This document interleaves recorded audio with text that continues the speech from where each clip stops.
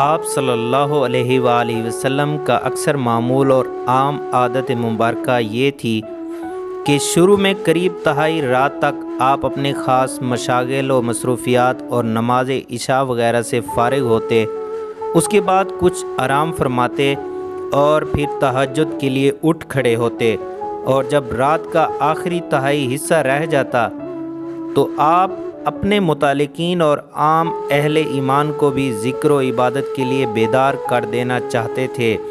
اور نیند کی پیدا کی ہوئی غفلت کو دور کرنے کے لیے اس وقت آپ ان کو قیامت کی لرزہ خیز ہولناکیاں اور موت کی بے پناہ سختیاں یاد دلاتے تھے۔ بلا شبہ خواب غفلت کو دور کرنے کے لیے اور اللہ اور اس کے بندوں میں فکر اور چونک پیدا کر کے ان کو اللہ تعالیٰ کی طرف متوجہ کر دینے اور اس کی عبادت اور ذکر میں مشغول کر دینے کے لیے یہ نسخہ بڑا اکثر